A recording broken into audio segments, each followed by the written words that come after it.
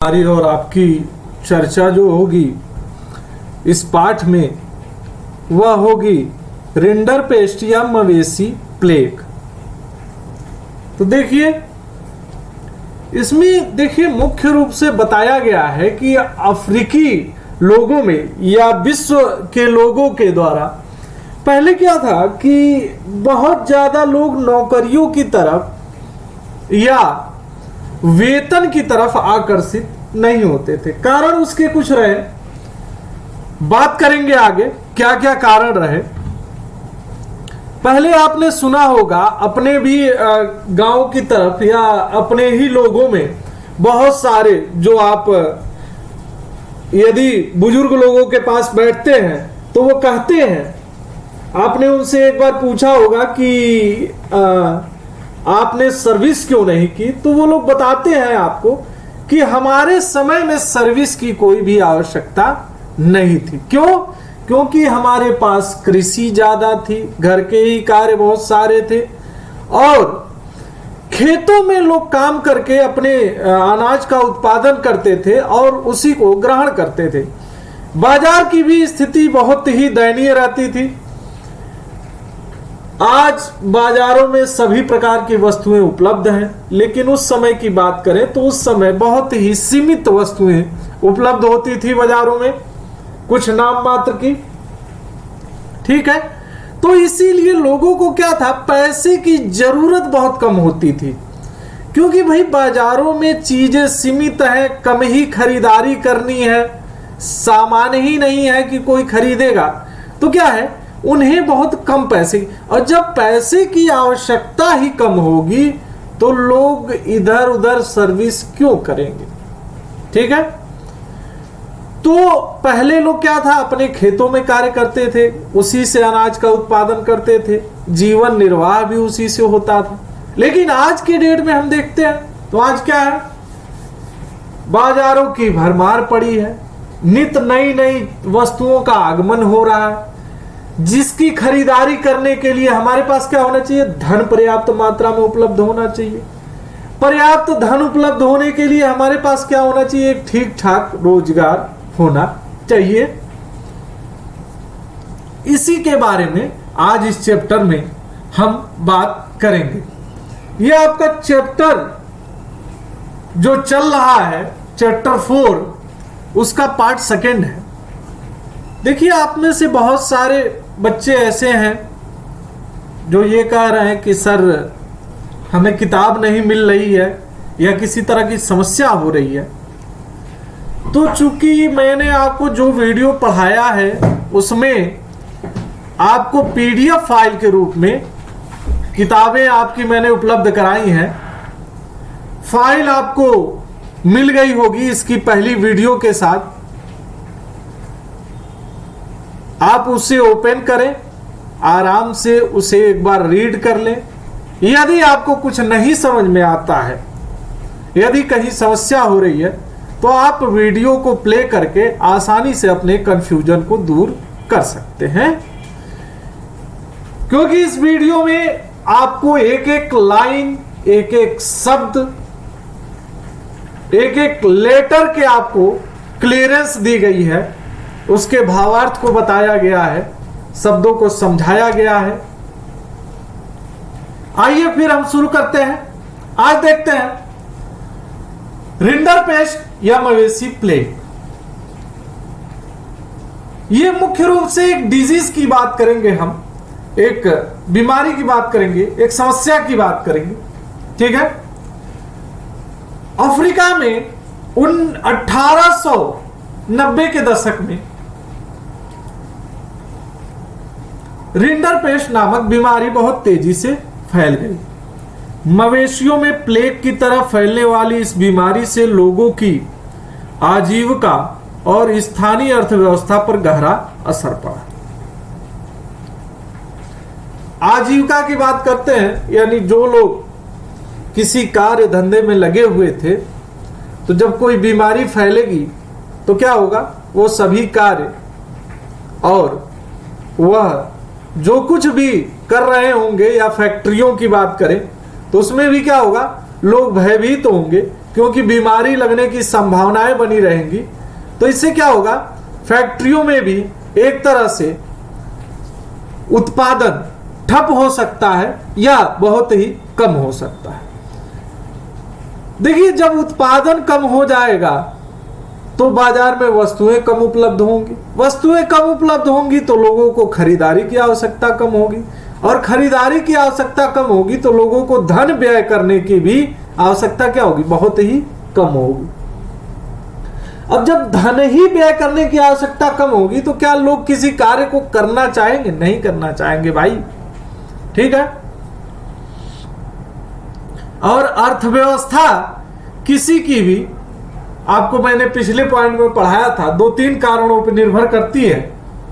पहला नंबर पूंजी, दूसरा नंबर श्रम, और तीसरे नंबर पे क्या है,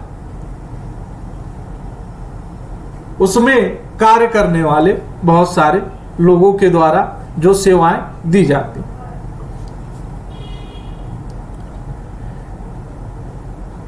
औपनिवेशिक समाजों में यूरोपीय साम्राज्यवादी ताकतों के प्रभाव से बड़े पैमाने पर असर पड़े, ठीक है। देखिए, साम्राज्यवादी जो ताकतें होती हैं वो क्या होती हैं, ज्यादा से ज्यादा एक तरह से राजा का शासन समझिए, वो ज्यादा से ज्यादा अपने क्या करता है, साम्राज्य का विस्तार करना चाहता है।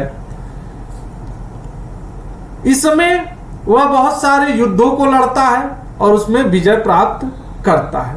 इस युग में दुर्घटनावश फैल गई मवेशियों की बीमारी ने भी हजारों लोगों का जीवन व भाग्य बदलकर रख दिया, दुनिया के साथ उनके संबंधों की नई शक्ल में ढाल दिया, ठीक है। प्राचीन काल से ही अफ्रीका में जीवन की कभी कोई कमी नहीं रही, ठीक है, जमीन की कभी कोई कमी नहीं रही। तो आप एटलस के मानचित्र में देखेंगे, अफ्रीका का नक्शा यदि हम देखेंगे तो उसमें क्या है कि यह प्लेट, जो अफ्रीकन प्लेट है, वह क्या है, बहुत ही विशाल है। और इसमें क्या है कि जो लोग हैं, जो आबादी है, वह जमीन के हिसाब से बहुत ही कम है। इसीलिए यहां के लोगों के पास क्या थी, जमीनें पर्याप्त थी। सदियों तक अफ्रीकियों की जिंदगी व कामकाज जमीन और पालतू पशुओं के सहारे ही चलता रहा। तो क्या था, अपने जमीनों पर खेती करते थे और कुछ दुग्धधारी पशुओं का पालन करते थे, कुछ मांस के लिए पशुओं का पालन करते थे, और इससे उनका क्या है, भरण पोषण पर्याप्त हो जाता था और थोड़ी बहुत आमदनी भी हो जाती थी, जिससे उनका कार्य चल जाता था, ठीक है। वहां पैसे या वेतन पर काम करने का चलन नहीं था। भाई चलन क्यों नहीं था, क्योंकि पैसे और वेतन की कोई भी आवश्यकता नहीं थी। इसी कारण पैसे और वेतन के काम करने का चलन नहीं था, यानी कोई भी वेतन के लिए कहीं और अपने परिवार को छोड़ के या फिर अपने स्थान को छोड़कर कहीं और कार्य करने नहीं जाता। 19वीं सदी के आखिर में अफ्रीका में ऐसे उपभोक्ता सामान बहुत कम थे। उपभोक्ता सामान कम होने का मतलब क्या था कि जो चीजें आज बाजार में दिखाई दे रही हैं, जैसे हमारे लिए फ्रिज, टीवी या फिर आवश्यकता की बहुत सारी वस्तुएं, जैसे हम मोबाइल भी लेने जाते हैं, या फिर तरह तरह के हम भोज्य पदार्थों की बात करते हैं तो कई सारी वैरायटियां हैं, चावल की भी, आपके दालों की भी। तो ये सब चीजें क्या थी, बहुत कम थी। इनकी एक ही 2 प्रकार की दालें थी, एक प्रकार के चावल थे, ठीक है। कुछ सीमित सामान ही बाजारों में उपलब्ध थे और वो इन्हें इनकी कृषि के द्वारा प्राप्त हो जा रहे थे। तो इन्हें वेतन की कोई भी आवश्यकता नहीं थी, इसीलिए वे वेतन पे काम नहीं करने जाते। जिन्हें वेतन के पैसे से खरीदा जा सकता था, ठीक है, तो जब उन्हें कोई आवश्यकता ही नहीं पैसे की तो वेतन पे काम क्यों करेंगे, ठीक है ना। तो ऐसा कोई भी व्यक्ति नहीं था जिसे वेतन के पैसे से क्या है, काम करने के लिए बुलाया जा सके या उससे काम करवाया जा सके। अगर आप अफ्रीका के किसान होते और आपके पास जमीन और पालतू पशु होते जिनकी वहां कोई कमी नहीं थी, तो शायद आपको भी यह बात समझ में नहीं आती कि वेतन के लिए काम करने की जरूरत है। ठीक है, तो यदि आप उस समय वर्तमान परिस्थिति में होते, ठीक है, तो वहां क्या था, आपको भी कोई जरूरत नहीं लगती कि भाई पैसे की आवश्यकता क्या है और हम क्यों काम करें। इसीलिए अक्सर हमने अपने बुजुर्गों से सुना है, अपने अभिभावकों से सुना है कि उनके समय में काम करने की कोई भी आवश्यकता नहीं थी, नौकरी करने की कोई आवश्यकता नहीं थी। उनके लिए उनकी कृषि, खेती एवं पशुपालन ही क्या था, पर्याप्त होता था। ठीक है, 19वीं सदी के आखिर में यूरोपीय ताकतें अफ्रीका के विशाल भूक्षेत्र और खनिज भंडारों को देखकर इस महाद्वीप की ओर आकर्षित हुई। ठीक है, यूरोपीय लोग अफ्रीका में बागानी खेती करने और खदानों का दोहन करना चाहते थे। ठीक है, ताकि उन्हें वापस यूरोप भेजा जा सके। लेकिन वहां एक ऐसी समस्या पेश आई जिसकी उन्हें उम्मीद नहीं थी। वहां के लोग तनख्वाह पर काम नहीं करना चाहते थे। ठीक है, मजदूरों की भर्ती और उन्हें अपने पास रोके रखने के लिए मालिकों ने बहुत सारे हथकंडे आजमा कर देख लिए, लेकिन बात नहीं बनी। क्यों? क्योंकि लोगों को एक्स्ट्रा चीजों की जरूरत नहीं महसूस होती थी। वहां के निवास करने वाले लोगों को उन पर भारी भरकम कर लाद दिए गए, जिनका भुगतान केवल तभी किया जा सकता था, ठीक है, जब करदाता बागानों या खदानों में काम करता हो। काश्तकारों को उनकी जमीन से हटाने के लिए उत्तराधिकार कानून भी बदल दिए गए। तो देखिए, वहां जो यूरोपीय शक्तियां गई थी, शासन कर रही थी, उन्होंने क्या किया, उनके ऊपर भारी भरकम राजस्व का बोझ लाद दिया और उत्तराधिकार के नियमों में भी जो जमीन के मालिकाना हक के नियम थे उसमें भी बहुत सारे परिवर्तन किए। नए कानूनों में यह व्यवस्था कर दी गई कि अब परिवार के केवल एक ही सदस्य को पैतृक संपत्ति मिलेगी। इस कानून के जरिए परिवार के बाकी लोगों को श्रम बाजार में ढकेलने का प्रयास किया जाने लगा। ठीक है, तो जो पिता की संपत्ति है वो क्या होगी, उत्तराधिकार के रूप में सिर्फ एक ही व्यक्ति को मिलेगी। तो भाई जिसको मिलेगी वो तो ठीक है, उसका काम तो चल जाएगा। लेकिन परिवार में मान लीजिए और बहुत सारे सदस्य हैं, ठीक है, 2-4 लोग और भी हैं, तो वो लोग क्या होंगे, उनके पास तो कोई संपत्ति नहीं होगी। तो भाई उनको अपने खाने पीने की व्यवस्था करने के लिए क्या करना होगा, इन्हीं बागानों में और कारखानों में काम करना होगा। यही सरकार की मंशा रही, इसीलिए क्या किए गए, इन कानूनों में परिवर्तन किए गए। खान कर्मियों को बाड़ों में बंद कर दिया गया, उनके खुलेआम घूमने फिरने पर पाबंदी लगा दी गई। तभी वहां रिंडर पेस्ट नामक विनाशकारी पशु रोग फैल गया। ठीक है, अफ्रीका में रिंडर पेस्ट नाम की बीमारी सबसे पहले 1880 के दशक के आखिरी सालों में दिखाई दी।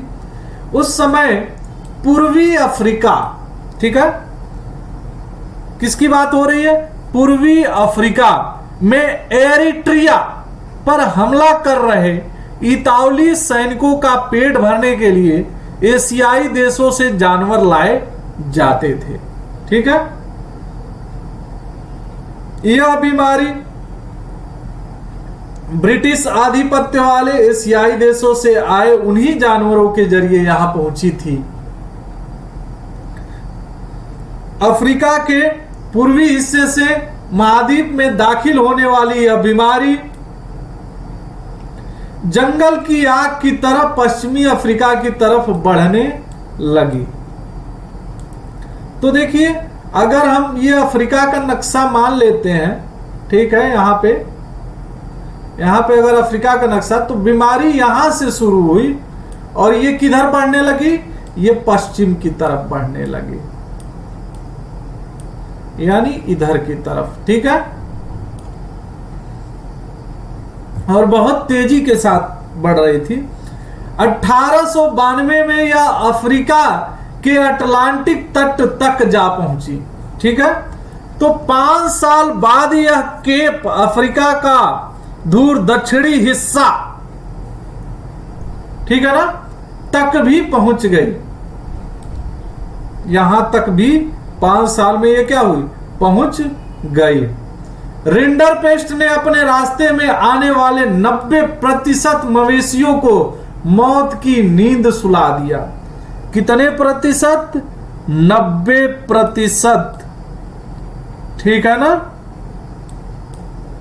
तो अब सोचिए, जिनकी अर्थव्यवस्था क्या थी, कृषि और पशुपालन पर ही निर्भर थी, तो 90% यदि मवेशी या पशु क्या होंगे, मृत्यु को प्राप्त हो जाएंगे, तो उनकी आर्थिक स्थिति क्या होगी, बहुत ही दयनीय हो जाएगी, बहुत ही खराब हो जाएगी।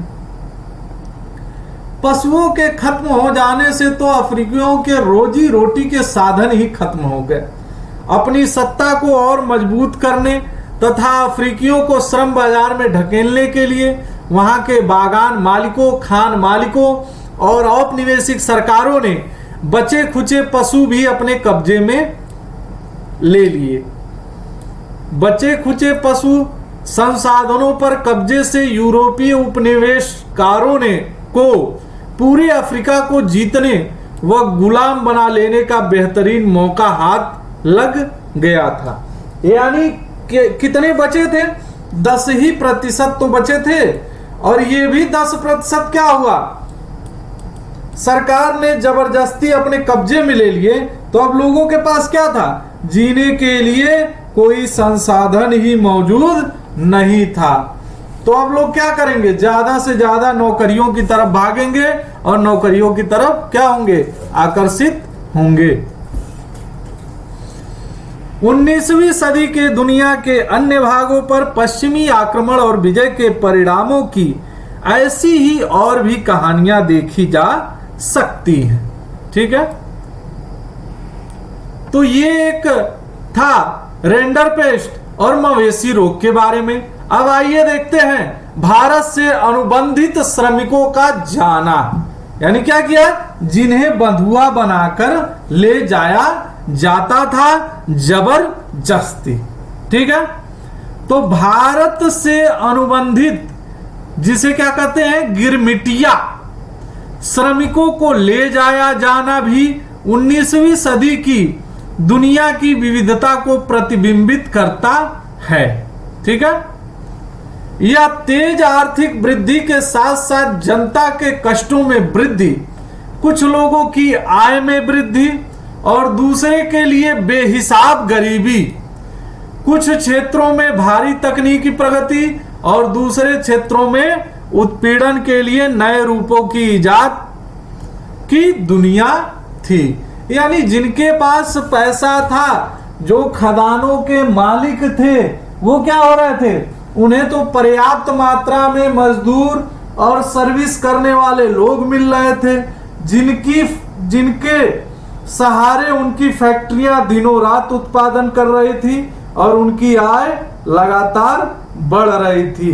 लेकिन दूसरी तरफ जो लोग इन फैक्ट्रियों में काम करते थे, उनकी क्या हो रही थी, हालत खराब हो रही थी। क्यों? क्योंकि ज्यादा से ज्यादा लोग क्या हो रहे थे, गरीबी की चपेट में आ रहे थे, जिसके कारण इन फैक्ट्रियों में कार्य करने की श्रमिकों की संख्या में भारी वृद्धि होती थी। ठीक है, तो जो इनकी फैक्ट्रियों के मालिक थे, वो क्या करते थे, वो बहुत ही कम मजदूरी पर लोगों से मजदूरी करवाते थे, जिसका उन्हें तो लाभ मिलता था, लेकिन इन लोगों की गरीबी में क्या होता था, और भी वृद्धि हो जाती थी, यानी गरीबी समाप्त नहीं होती थी। 19वीं सदी में भारत और चीन के लाखों मजदूरों को बागानों, खदानों और सड़क वह रेलवे निर्माण परियोजनाओं में काम करने के लिए दूर दूर के देशों में ले जाया जाता था। ठीक है, तो इन्हें क्या किया जाता था, पानी की जहाजों से, उसमें देखेंगे आप, जबरदस्ती भर के इनको बहुत दूर दूर तक ले जाया जाता था काम करने के लिए। ठीक है, क्यों? क्योंकि कुछ तो भाई मजबूरी में जाते थे और कुछ क्या होता था, सरकार के कुछ नियमों के कारण अनुबंधित रूप में ले जाए जाते थे। ठीक है, श्रमिकों को खास तरह के अनुबंध या एग्रीमेंट के तहत ले जाया जाता था। इन अनुबंधों में यह शर्त होती थी कि यदि मजदूर अपने मालिक के बागानों में 5 साल काम कर लेंगे तो वे स्वदेश लौट सकते हैं। ठीक है, तो उसमें शर्त क्या थी कि 5 साल तक कम से कम आपको अपने मालिक के बागान में काम करना होगा।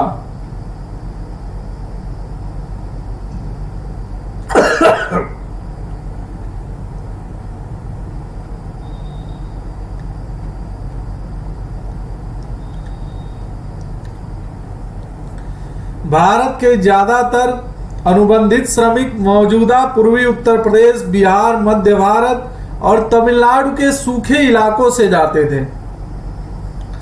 ठीक है, जहां क्या थी, कृषि निम्न थी और ये क्या थे, गरीबी के कारण बहुत ही बेहाल थे। तमिलनाडु के सूखे इलाके से जाते थे। 19वीं सदी के मध्य में इन इलाकों में भारी बदलाव आने लगे। कुटीर उद्योग खत्म हो रहे थे, जमीन का भाड़ा बढ़ गया था, खानों और बागानों के लिए जमीनों को साफ किया जा रहा था। इन परिवर्तनों से गरीबों के जीवन पर गहरा असर पड़ा। वे बटाई पर जमीन तो ले लेते थे लेकिन उसका भाड़ा नहीं चुका पाते थे, उन पर कर्जा चढ़ने लगता था। काम की तलाश में उन्हें अपने घर बार छोड़ने पड़ते थे। ठीक है, तो ये क्या होते थे, ये बटाई पर लेकर कार्य करते थे, यानी दूसरे की जमीन बड़े मालिकों से क्या करते थे, कुछ रकम अदा करके और वो जमीन लेते थे और उस पर कार्य करते थे। लेकिन उन मालिकों के रकम जो चुकता करने थे वो इतने ज्यादा होते थे कि इनके लिए वह चुका पाना भी कठिन होता था और दूसरे नंबर क्या था, इनको आय भी उससे बहुत कम ही प्राप्त होती थी, जिससे इनकी गरीबी और भी बढ़ती जाती थी। भारतीय अनुबंधित श्रमिकों को मुख्य रूप से कैरिबियाई द्वीप समूह, मुख्यतः त्रिनिदाद, गुयाना, सूरीनाम, मॉरिशस और फिजी ले जाया जाता था। तमिल अप्रवासी सीलोन और मलाया जाकर काम करते थे। बहुत सारे अनुबंधित श्रमिकों को असम के चाय बागानों में काम करने के लिए भी ले जाया जाता था। मजदूरों की भर्ती का काम मालिकों के एजेंट किया करते थे। एजेंटों को कमीशन मिलता था। बहुत सारे अप्रवासी अपने गांव में होने वाली उत्पीड़न और गरीबी से बचने के लिए भी इन अनुबंधों को मान लेते थे। ठीक है ना, एजेंट भी भावी अप्रवासियों को फुसलाने के लिए झूठी जानकारियां देते थे। कहां जाना है, यात्रा के साधन क्या होंगे, क्या काम करना होगा और नई जगह पर काम व जीवन के हालात कैसे होंगे। एक तरह से सुंदर सपने की तरह बताते थे कि भाई आप वहां जाएंगे, आपको सैलरी अच्छी मिलेगी, आपके पास बहुत सारे पैसे होंगे, आपके पास खर्च करने के लिए धन बहुत पर्याप्त मात्रा में होगा, आपका जीवन सुखन होगा और आपके परिवार भी क्या होंगे, अच्छे तरीके से रहेंगे। यानी ये एजेंट क्या करते थे, एक तरह से उनको फुसलाने का काम करते थे।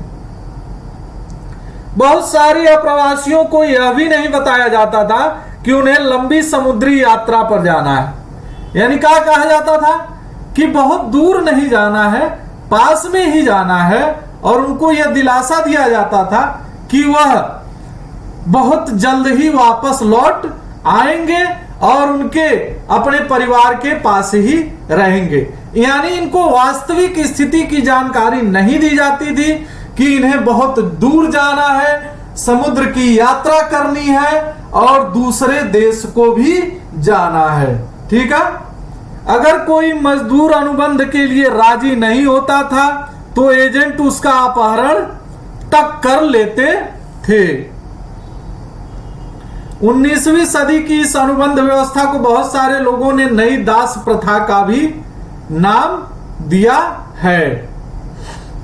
ठीक है। तो इसमें क्या था, नई दास प्रथा का भी नाम इसको दिया जा सकता है। भाई जब उनको सही जानकारी नहीं दी जा रही है, जबरदस्ती उनसे क्या किया जा रहा है, एग्रीमेंट कराया जा रहा है, तो ये क्या थी, दास प्रथा ही थी। बागानों में या कार्यस्थल पर पहुंचने के बाद मजदूरों को पता चलता था कि वे जैसी उम्मीद कर रहे थे यहां वैसे हालात नहीं हैं। तो जब ये वहां पहुंचते थे तब इन्हें वास्तविक हालात का पता चलता था। नई जगह की जीवन एवं कार्य स्थितियां क्या थी, कठोर थी।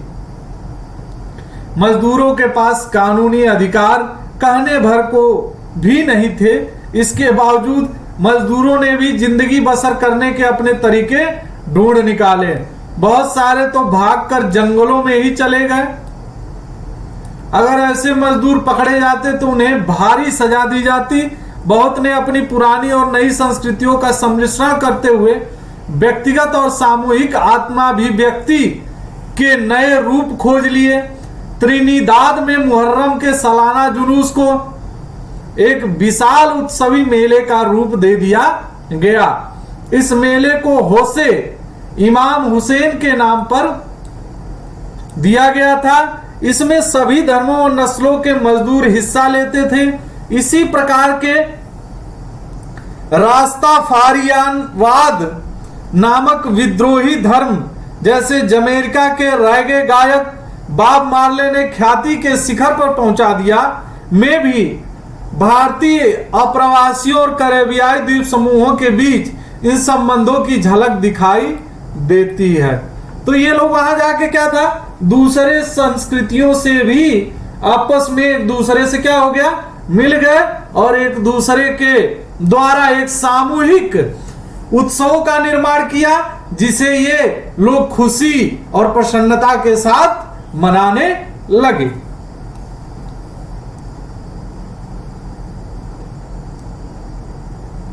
त्रिनिदाद और गुयाना में मशहूर चटनी म्यूजिक भी भारतीय अप्रवासियों के वहां पहुंचने के बाद सामने आई रचनात्मक अभिव्यक्तियों का ही उदाहरण है। सांस्कृतिक समागम के ये स्वरूप एक नई वैश्विक दुनिया के उदय की प्रक्रिया का अंग थे। यह ऐसी प्रक्रिया थी जिसमें अलग अलग स्थानों की चीजें आपस में घुल मिल जाती थी, उनकी मूल पहचान और विशिष्टताएं गुम हो जाती और बिल्कुल नया रूप सामने आता था। ठीक है। तो दोनों आपस में इतना घनिष्ठ हो जाते थे कि दोनों मिलके एक नए संस्कृति और एक नए विचार का उदय करते थे। ज्यादातर अनुबंधित श्रमिक अनुबंध समाप्त हो जाने के बाद भी वापस नहीं लौटे। जो वापस लौटे उनमें से भी अधिकांश केवल कुछ समय यहाँ बिताकर फिर अपने नए ठिकाने पर वापस चले गए। इसी कारण इन देशों में भारतीय मूल के लोगों की संख्या बहुत ज्यादा पाई जाती है। क्या आपने नोबेल पुरस्कार विजेता साहित्यकार वी.एस. नायपाल का नाम सुना है? आप में से कुछ लोगों ने वेस्ट इंडीज के क्रिकेट खिलाड़ी शिवन रैन चंद्रपाल और राम नरेश सरवन का नाम भी सुना ही होगा। क्या आपको कभी ऐसा लगता है कि उनके नाम हम भारतीयों जैसे क्यों हैं? इसकी वजह यही है, वे भारत से गए अनुबंधित मजदूरों के ही वंशज हैं, यानी वंशावली उन्हीं अनुबंधित मजदूरों की ही है। ठीक है, आगे आइए पढ़ते हैं। 20वीं सदी के शुरुआती सालों से ही हमारे देश के राष्ट्रवादी नेता इस प्रथा का विरोध करने लगे थे। उनकी राय में यह बहुत अपमानजनक और क्रूर व्यवस्था थी। इसी दबाव के कारण सन 1921 में इसे खत्म कर दिया गया, लेकिन इसके बाद भी कई दशक तक भारतीय अनुबंधित मजदूरों के वंशज कैरेबियाई द्वीप समूहों में बेचैन अल्पसंख्यकों का जीवन जीते रहे। वहां के लोग उन्हें कुली मानते थे और उनके साथ कुलियों जैसा बर्ताव करते थे। न्यायपाल के कुछ प्रारंभिक उपन्यासों में विक्षोभ और परायेपन के इस एहसास को खूब देखा जा सकता है। ठीक है, तो यदि आप चाहें तो कुछ प्रारंभिक उपन्यास हैं न्यायपाल के, ठीक है, तो इसमें आप इसको विस्तार पूर्वक पढ़ सकते हैं और बहुत ही एक गहरी और विशाल जानकारी ले सकते हैं। फिलहाल हमारे चैप्टर के अनुसार जितना अभी तक हमने पढ़ा है यही हमारे लिए क्या है, सफिशिएंट है। विदेश में भारतीय उद्यमी विश्व बाजार के लिए खाद्य पदार्थ व फसलें उगाने के वास्ते पूंजी की आवश्यकता थी। बड़े बागानों के लिए तो बाजार और बैंकों से पैसा लिया जा सकता था, लेकिन छोटे मोटे किसानों का क्या होता। यहीं से देसी साहूकार महाजन दृश्य में आते हैं। आपने इनका नाम सुना है, देसी साहूकार और महाजन का। क्या आपने शिकारी पूरी श्राफ और नट्टू कोटई चट्टियारी के बारे में सुना है? ये उन बहुत सारे बैंकरों और व्यापारियों में से थे जो मध्य एवं दक्षिण पूर्व एशिया में निर्यातोन्मुखी खेती के लिए कर्जे देते थे। इसके लिए वे या तो अपनी जेब से पैसा लगाते थे या यूरोपीय बैंकों से कर्ज लेते थे। उनके पास दूर दूर तक पैसे पहुंचाने की एक व्यवस्थित पद्धति होती थी, यहां तक कि उनको व्यावसायिक संगठनों और क्रियाकलापों के देसी स्वरूप भी विकसित कर लिए थे। अफ्रीका में यूरोपीय उपनिवेशकारों के पीछे पीछे भारतीय व्यापारी और महाजन भी जा पहुंचे। ठीक है, तो भारत के लोग भी क्या थे, वहां पर अपनी पूंजी लगाने के लिए या व्यापारिक पूंजी में निवेश करने के लिए वहां पे कुछ भारतीय महाजन भी क्या हुए, पहुंच गए थे। हैदराबादी सिंधी व्यापारी तो यूरोपीय उपनिवेशों से भी आगे तक जा निकले। 1860 के दशक से उन्होंने दुनिया भर के बंदरगाहों पर अपने बड़े बड़े एम्पोरियम खोल दिए। इन दुकानों में सैलानियों को आकर्षक स्थानीय और विदेशी चीजें मिलती थीं। यह एक फलता फूलता कारोबार था, क्योंकि सुरक्षित और आरामदेह जलपोतों के आ जाने से सैलानियों की संख्या भी दिनों दिन बढ़ने लगी थी।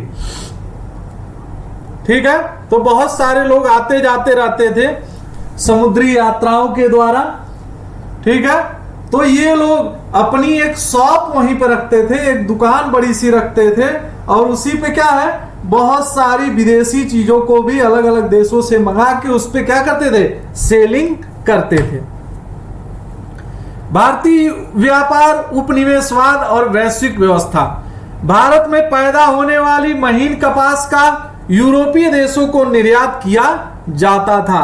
औद्योगिकरण के बाद ब्रिटेन में भी कपास का उत्पादन बढ़ने लगा था। इसी कारण वहां के उद्योगपतियों ने सरकार पर दबाव डाला कि वह कपास के आयात पर रोक लगाए और स्थानीय उद्योगों की रक्षा करे। फलस्वरूप ब्रिटेन में आयातित कपड़ों पर सीमा शुल्क थोप दिए गए। वहां महीन भारतीय कपास का आयात बहुत कम होने लगा।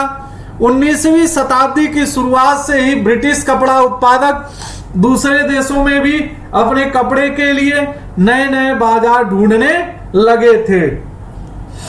सीमा शुल्क की व्यवस्था के कारण ब्रिटिश बाजारों से बेदखल हो जाने के बाद भारतीय कपड़ों को दूसरे अंतर्राष्ट्रीय बाजारों में भी भारी प्रतिस्पर्धा का सामना करना पड़ा।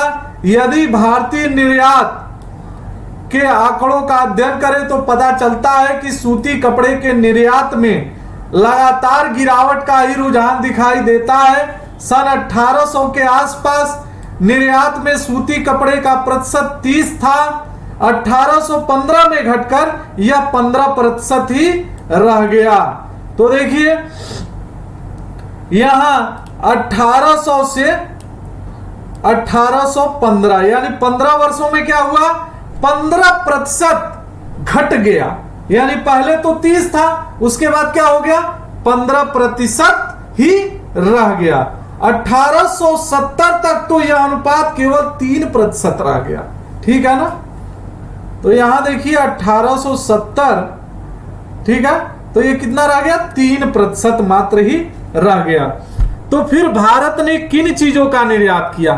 आंकड़ों के माध्यम से फिर एक नाटकीय कहानी सामने आती है। निर्मित वस्तुओं का निर्यात घटता जा रहा था और उतनी ही तेजी से कच्चे मालों का निर्यात बढ़ता जा रहा था। 1812 से 1871 के बीच कच्चे कपास का निर्यात 5% से बढ़कर 35% तक पहुंच गया। तो देखिए ब्रिटेन में जो कच्चा माल है, यानी क्या है कि अभी तैयार नहीं हुआ है, वो माल निर्यात के रूप में क्या होता था, बढ़ता था। वो हमेशा क्या होता था, ज्यादा से ज्यादा ब्रिटेन मंगाने की कोशिश करता था। ठीक है, लेकिन अगर वही तैयार माल भेजा जाता था भारत से तो ब्रिटेन उसे क्या करता था, यहां पे बहुत बड़ा सा कर लगा देता था, कर। ठीक है, सीमा शुल्क जिसे कहते हैं। तो ये जो मान लीजिए यहां 10 रुपए का था और वो यहां पे 90 रुपए क्या कर दिया, सीमा शुल्क लगा दिया। तो अब यह ब्रिटेन में कितने रुपए का बिकेगा, 100 रुपए का बिकेगा। ठीक है, और चूंकि यह क्या था, सस्ता था ब्रिटेन में जो कच्चा माल था, तो यह 10 रुपए का सीधे ब्रिटेन में पहुंच जाता था और ब्रिटेन में ही तैयार होता था। तो मान लीजिए 10 रुपए इस पे लागत जोड़ लीजिए, तो ये वहां पे कितने का बिकेगा, 20 रुपए का बिकेगा। जबकि भारतीय माल कितने का बिकेगा, 100 रुपए का बिकेगा। तो लोग 20 रुपए वाला ही तो सामान ज्यादा खरीदेंगे। क्यों? क्योंकि दोनों सामान की क्वालिटी एक है, खासियत एक है, मजबूती एक है, सब कुछ एक है, लेकिन क्या है, सस्ता है। ठीक है, तो लोग क्या करेंगे, ज्यादातर यही सामान खरीदेंगे। ठीक है, तो इस बात को आप समझ सकते हैं। कपड़ों की रंगाई के लिए इस्तेमाल होने वाली नील का भी कई दशक तक बड़े पैमाने पर निर्यात होता रहा। जैसा कि आपने पिछली कक्षा में पढ़ा ही था, 1820 के दशक से चीन को बड़ी मात्रा में अफीम का निर्यात भी किया जाने लगा। कुछ समय तक तो भारतीय निर्यात में अफीम का हिस्सा ही सबसे ज्यादा रहा। ब्रिटेन की सरकार भारत में अफीम की खेती करवाती थी और उसे चीन को निर्यात कर देती थी। तो अफीम की खेती भारत में क्या, बागानों के रूप में की जाती थी, अनुबंधित मजदूरों के द्वारा। और उसे क्या करता था, चूंकि ब्रिटेन का शासन था, ब्रिटेन ही यहां पे अपनी सत्ता चला रहा था, तो वह क्या करता था, उसे चीन को बेच देता था। ठीक है,